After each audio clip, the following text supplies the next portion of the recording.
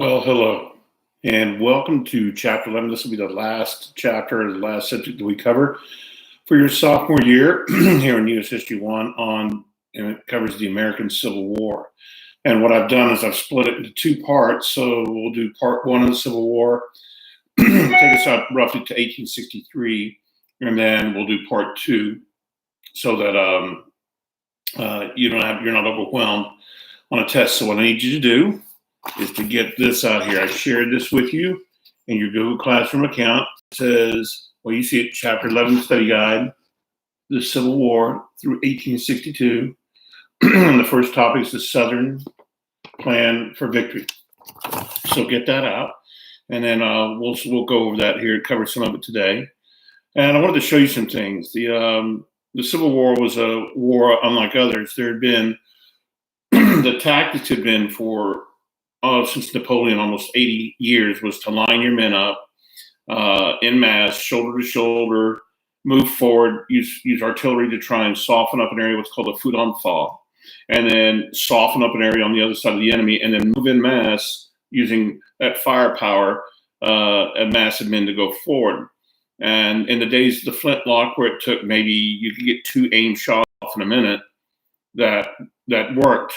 But now it's 70 years later, 60, 70 years later, and these tactics, in fact, these tactics will be carried all the way into World War I, and that's why there's such a slaughter in World War I, where it goes from thousands in the Civil War to hundreds of thousands and millions in World War I, because these generals used tactics that dated back to technology that wasn't around when Napoleon used his tactics. And to give you an example, this is what is called a parrot shell.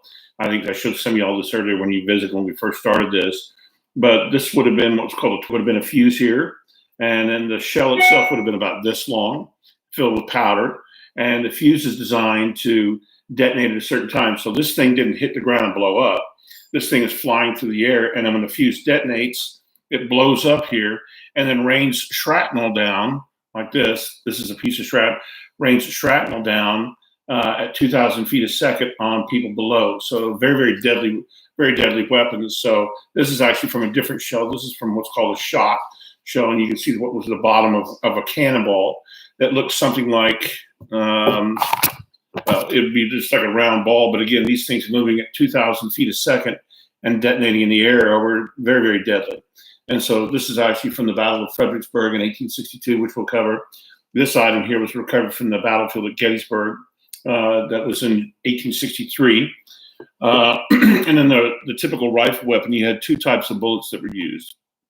You had a simple lead ball here, and these were actually used and fired during the Civil War, but you can see the damage that it does. It's just a very soft piece of lead, and on impact, it does a lot of damage, because it's not like today, the rifle bullet, which penetrates and goes through. These things were designed that once they hit, to do a lot of damage to tissue and bone. This one here, you can see the round part, but this one here hit something and is flattened out. So you can see how I'm trying to see here, so you can see how the rounded edge there, it flattens out on this side. It struck something here. This is what's just called a soft lead ball, and you loaded it into a rifle and then use gunpowder to fire it out. And by the Civil War, and I'll show you a rifle later. I've got one up on the wall here. I'll show you that's from the Civil War, the 58 caliber Enfield rifle. That these things, a good soldier could get 3 aimed shots off in a minute. This is the bullet that kind of revolutionized and made things worse. Now this one wasn't actually fired, but this is what's called a mini ball. And let me get it up here so you can see it under my finger. You can see it's got a little bit of rifling to it, but it's also almost like a hollow point on the inside. And hollow point bullets, they're very deadly. This thing was designed that upon impact, it would come apart or tear things up. And so you had this massive amounts of amputations during the American Civil War, because if this thing hits bone anywhere, it shatters it, and there's nothing you can do to repair the bone. And so you just amputate above where the wound is. Now, if it was a leg injury, the higher the wound on the leg, the lower your chances for survival. So if you were hitting it just above the ankle and they had to take your foot off, you had an 80 to 90% chance. And then we got to the knee, you had about a 50% chance, mid-thigh, maybe a 30% chance of surviving. And then if they had to take your leg off, this thing hit you in the hip, and they had shattered your hip, and you had to take the leg off. 9 out of 10 people didn't survive that surgery that did that. So the very, very deadly weapons as we move into the Civil War, and that's why you have these horrendous casualties that we're going to see. So looking at your first topic there, the Southern Plan for Victory, we ended chapter 10 with the Confederates firing on Fort Sumter, the Union fort in Charleston Harbor, South Carolina, on April 12th, 1861. And remember that they had threatened Abraham Lincoln, and the Union said, you got to abandon the fort because South Carolina is now the Confederate States of America. Lincoln chose to refortify the fort, and the Civil War begins.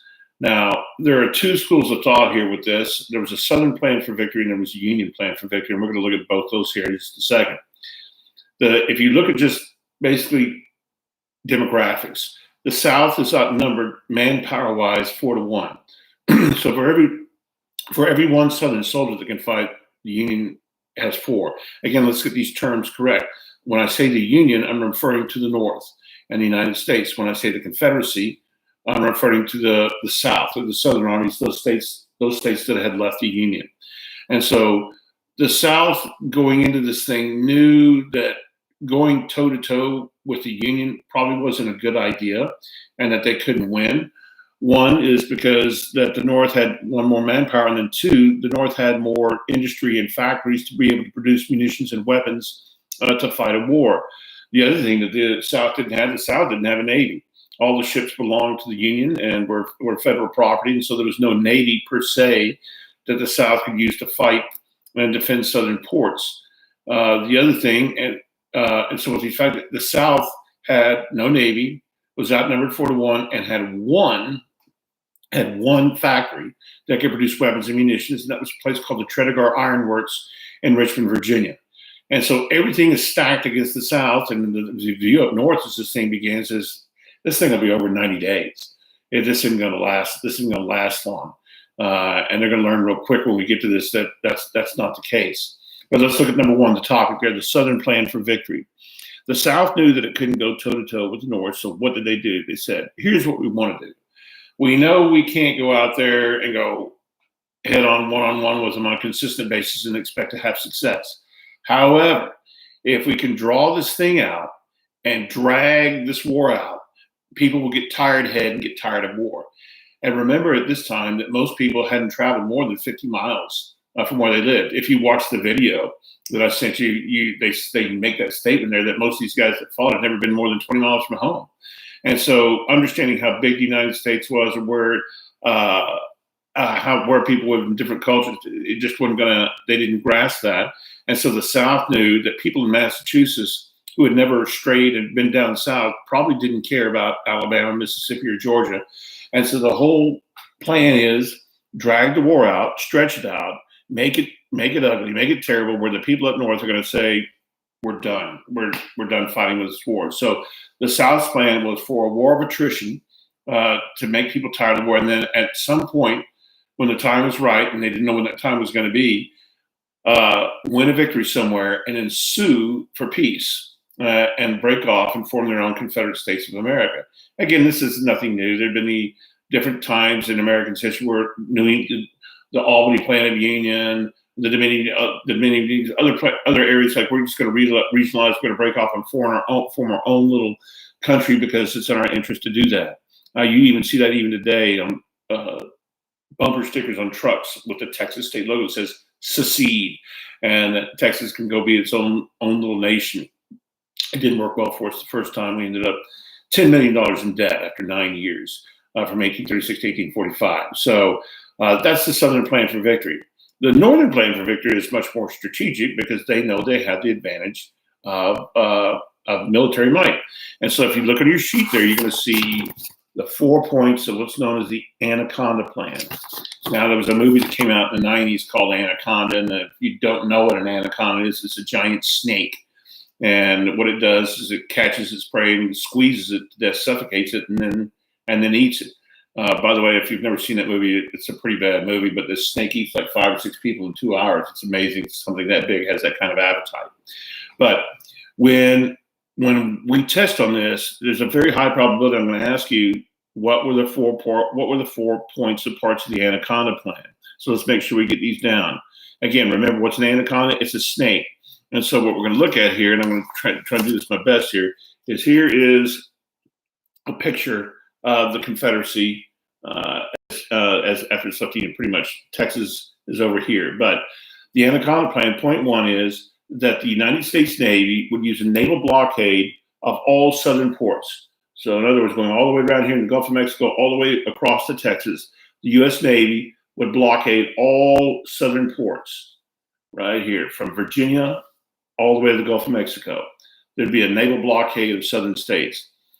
England is the biggest consumer of southern cotton, and England is going to, how do I say this, kind of or tentatively ally itself with the South. But here, and the South bought into this. But here's the problem with that, is that England had abolished slavery in 1807, and England would have never allied itself formally with a country that had the institution of slavery. What England was interested in was southern cotton. And then two, if this nation fractures, maybe England can get its foot back in over here in the North American continent, even though after the War of 1812, they had kind of got, well, we're done. Let's make trading partners with them and keep peace with them because again, wars are very expensive. However, in this one, England will supply troops or ships. They're not going to get involved financially, but they're going to dangle that carrot out there, giving the South hope that they might have a European power as a partner. Because in the mid-19th century, England is still the supreme world power because it has the Navy. So that's point one, a southern blockade of all ports. Point two, and we'll look at the map here. Point two, here's New Orleans. Here's the Mississippi River. Be to take control of the Mississippi River all the way up here to Illinois, again, because Kentucky and Illinois are northern soil, so take control of the Mississippi River. And by doing that, by taking control of Mississippi, you cut Louisiana, Arkansas, and Texas off. These three states that have left the Confederacy are part of the Confederacy also.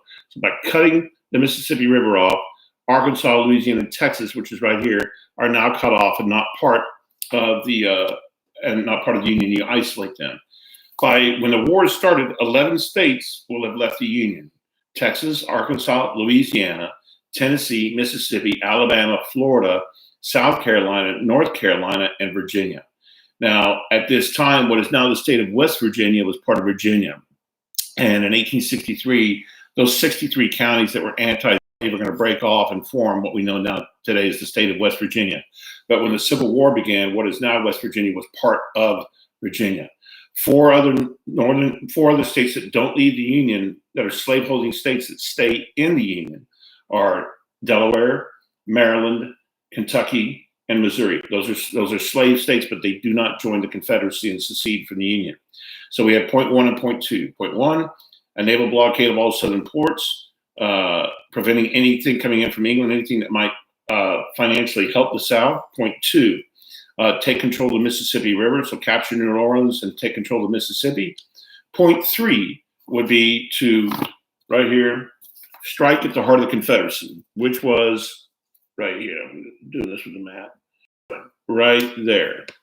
Take control of Atlanta, the heart of the Confederacy. And the reason that Atlanta would be important is because it's a rail center. You have north-south rails meeting east-west rails here, and Atlanta is a major hub for rail centers where east-west rails can meet north-south rails going. And if you can take Atlanta, you can then cut off the supplies and basically starve the Confederate Army.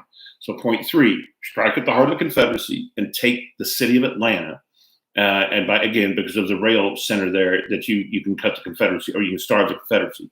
And then point four, right here, the capital originally was here. The capital of the Confederacy was originally here in Montgomery, Alabama. That's where Jefferson Davis took the oath of office. The capital will be moved from Montgomery, Alabama, up here to Richmond, Virginia. So point four would be take control, capture the city of Richmond, the capital of the Confederacy. So now if you look at a map, going back to forward, so you had control here by cutting off seaports, control here by taking the Mississippi, striking here at Atlanta, and then coming back around and striking at the capital of Richmond, Virginia. And if you look down on the map, it kind of looks like a snake. It's coiling, going around. And the whole idea is that you're going to strangle and cut off the supply train and starve the Confederate Army to death. Again, the North knows this because they know what the limitations of the South are. And so, again, the South wants to drag this out and make the people North tired of it. The North wants to use their military might and power to starve and cut off the Confederacy and squeeze them and then make them surrender and bring them back into the Union. And again, Lincoln's number one thing that he's wanting to do with this thing here, his whole purpose is he's not about ending the institution of slavery in 1861. What Lincoln is interested in doing is preserving the Union. The issue of slavery and freeing the slaves won't come up until late 1862. But we'll get to that and the politics behind that and why he did it. And then eventually, of course, total emancipation by 1865 that the 13th Amendment has passed the House and the Senate, and it's sent out for ratification. Point 3 there, or the next thing there, a call for volunteers. Both sides are going to call for volunteers. Say, who wants to go fight? Now, for a lot of guys, this is great, fantastic. Lincoln calls for 75,000 volunteers. And they filled up so fast that they actually have to turn people away and say, no, we got enough people here. And the people at North would say, we're really going to teach those rebels a lesson. We're going to teach them, they call them secesh, they call them rebels. And the Civil War had different names. It was called the War Between the States. It was up north, it was called the War of the Rebellion. Down south, it was called the War of Northern Aggression. And then it'll come out to be by the Gettysburg Address in 1863 when Lincoln says, now we're engaged in a great Civil War. All right, so you're going to have lots of volunteers on both sides, in the South and the North, pouring in. Now, there are several large armies on both sides, but the two we want to focus on right now are the next two you see there, the Army of the Potomac and the Army of Northern Virginia. And you see in parentheses that I had there, Union and then Confederate. This can be confusing sometimes because the Confederates are the South, right? And then you see the Army of Northern Virginia, but that's the Southern Army. And it's called the Army of Northern Virginia just because that was where they were mustered and raised. But when we get to, we'll get to that in a minute. So the Army of the Potomac is the Army of the Union in the North that's going to be organized to basically march on Richmond, which is only 100 miles from Washington, D.C., capture the capital of Richmond, and end this thing in less than 90 days. They thought this is going to be, everybody really thought this was going to be a cakewalk, that the South was ill prepared for this, and they weren't trained where we were going to use trained troops up north. Now, down south, they raised an army called the Army of Northern Virginia. And initially, you're going to have a guy named Joe Johnston in charge of the Army of Northern Virginia. And he's going to, let me see on the next page here. Now look on your next page there, PGT Beauregard. Remember, he's the guy that fires the first shots on Fort Sumter on April 12, 1861. He's going to be a key personality here. Remember, these are human beings. They have egos, and that's going to come into play. And these egos are going to change the course of history and in short time spans. We'll get to that with Beauregard here in a minute. But Joe Johnston is going to be placed in command of the armies in Virginia. You see number 1 there, Irwin McDowell. Irwin McDowell is going to be the first commander of the Army of the Potomac. And again, so it's Abraham Lincoln that puts him in place. Remember that Abraham Lincoln had offered command of the Army of the Potomac to Robert E. Lee, and he turned him down. He had said, remember, I cannot bring myself to raise my hand or my sword against my home state of Virginia. And so Irwin McDowell will be the first of 7 commanders of the Army of the Potomac. It's going to get kind of silly here as we move through this, but you'll see, and that'll make sense as we move through. So we've introduced some characters here. We've got, we know what the Anaconda Plan is, the strategy for both sides, the Union and the Confederacy, who the commanders are, Irwin McDowell and Joe Johnston. And what's going to happen here is we'll go to the second page here a second. Go to the second page where you see PG2 Beauregard, and you see First Manassas, First Bull Run, and then Union and Confederate names for battles. I want to cover those 2 things right there, and then we'll be done for today. You see that thing that says First Manassas, First Bull Run. Well, those are 2 names for the same battle, because the North sometimes would name a battle one thing, the South would name a battle one thing. So here's how they did it. Union names for battles. So in this case, First Manassas and First Bull Run, which is going to be the first major battle of the American Civil War. The Union named a battle after the nearest geographic feature. So, for example, here we're looking at First Manassas First Bull Run. Well, on this battlefield that we'll talk about tomorrow was a creek that ran to the battlefield called Bull Run Creek. And so it was called First Bull Run by the Union Army. The South always named battles after the nearest town. And so Bull Run Creek ran through a town called Manassas Junction, about 20 miles outside Washington, D.C. in Northern Virginia. And so don't get confused with that. Antietam Creek, Sharpsburg, same battle. Shiloh, Pittsburgh Landing, same battle. Second Manassas, Second Bull Run, same battle. And so you're going to have some battles that have two names, but they're the same, but understand why though they were called that way or why they had two, because the Confederates had a name sometimes and the Union had names sometimes. But for example, that's not always the case. Gettysburg was Gettysburg. Vicksburg was Vicksburg. So you'll have things like that where it'll have one name sometimes, but other times need two names. So with that, we're going to stop there. And so this is Wednesday's lecture. We'll do this again Thursday and move through this, and I'll bring up some more artifacts for you and stuff to look at. But make sure you fill this out as you go. Again, I've shared the study guide with you in your Google Classroom account. Fill that out. And then when we get through 1862, we're going to test over this. And then we'll do part 2, and then we'll test over that. And then all of a sudden, we're done with your sophomore year. How about that? Well, when you watch this, we'll have had, hopefully everybody's safe.